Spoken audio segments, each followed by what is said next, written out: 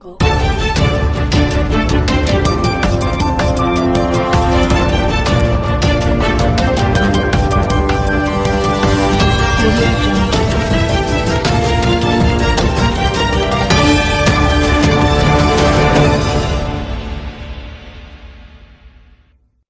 Video को like करें, हमारे चैनल को सब्सक्राइब कर बेल आइकन जरूर प्रेस करें हमारी लेटेस्ट वीडियो सबसे पहले देखने के लिए। तशरीफ फरमाए इस जलसे के जिम्मेदार हजरात और हमारे चाहते आपके चाहते जनाब सिद्धरामैया साहब और एक हमारे केपीसीसी पार्टी के प्रेसिडेंट जनाब डीके शिव कुमार साहब, माजी मंत्री आपके चाहते जनाब ईश्वर खंडे साहब, राजशेखर पाटिल साहब, रहीम खान साहब, हमारे पार्टी के कार्याध्यक्ष जनाब सलीम साहब, अजय सिंह साहब, विजय सिंह साहब, नासिर हुसैन साहब, BR पाटिल साहब, अभी जनता दल छोड़कर हमारी कांग्रेस पार्टी जैन हुए जनाब PGR सिंधिया साहब, भाई और बहनों माध्यम स्नेहितों, हम लोग कभी ख्वाबो ख्याल के अंदर नहीं सोचा था कि बाई इलेक्शन आने वाला है।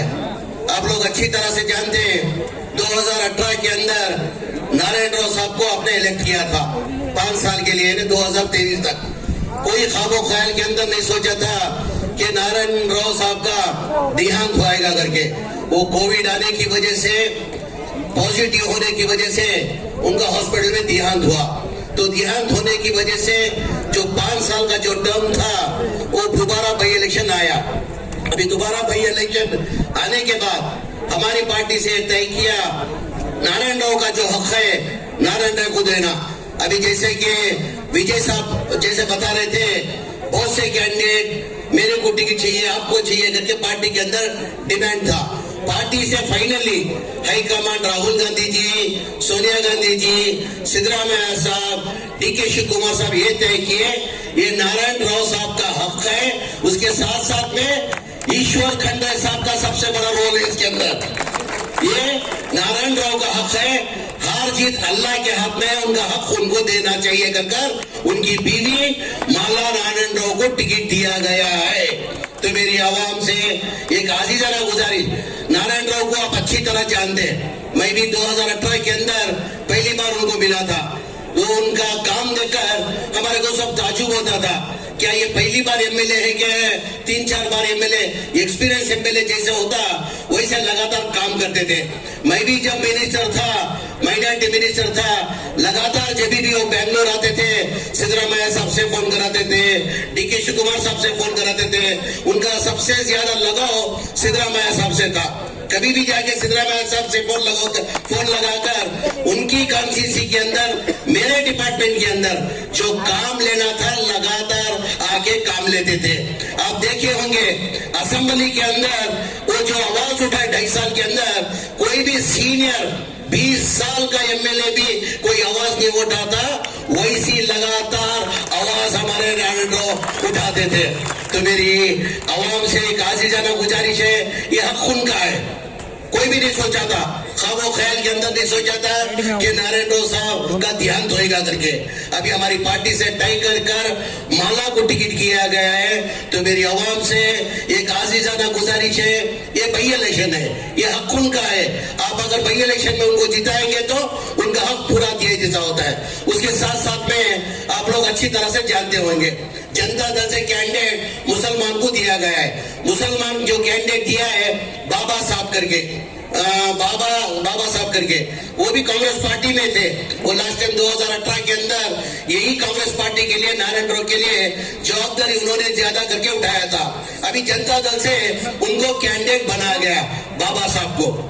मैं यही जनता दल के जो हाईकमांड है, जो कुमार स्वामी रहने दो, देवेगौड़ा साहब रहने दो, उनको एक बात पूछना चाहता हूँ। देखे होंगे हाल ही के अंदर अली साहब हाल ही के अंदर देवेगौड़ा और कुमार स्वामी ने स्टेटमेंट दिया था कि भाई हमारे पास पैसा नहीं है, हम कैंडिडेट को नहीं ठहरा करेंगे।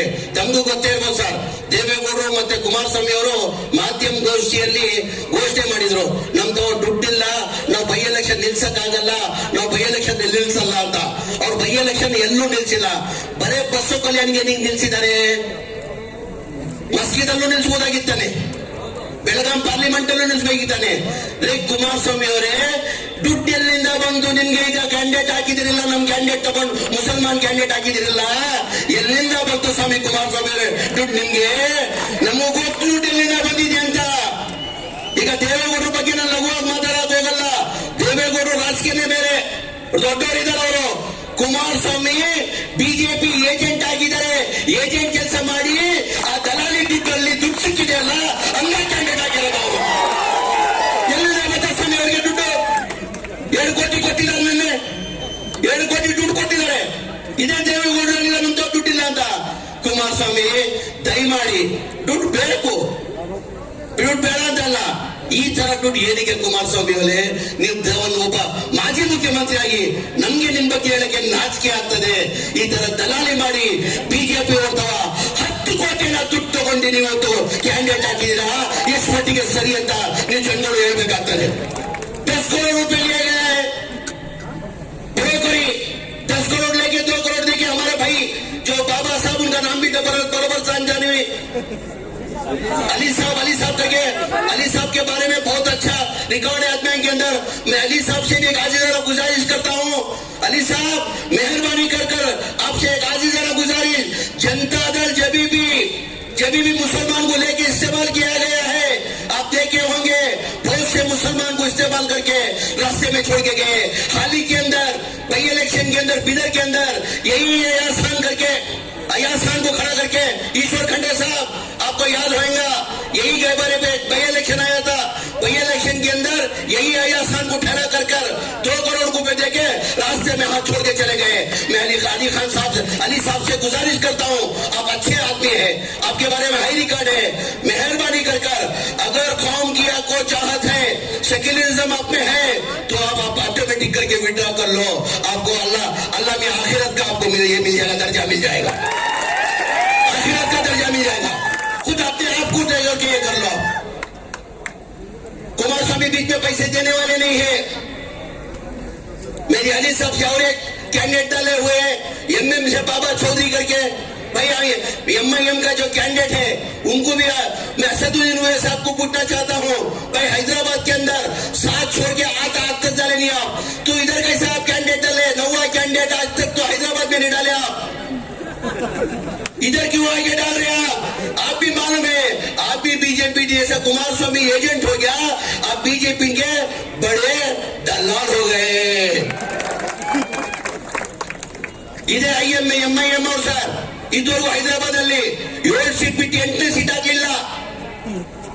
ಅಲ್ಲಿ ಅವ್ರ ಊರಲ್ಲಿ 220 ಕ್ಷೇತ್ರ ಇದೆ, 7 ಬಿಟ್ಟು 8ನೇ ಇದುವರೆಗೂ ಆಗ್ಲಿಲ್ಲ.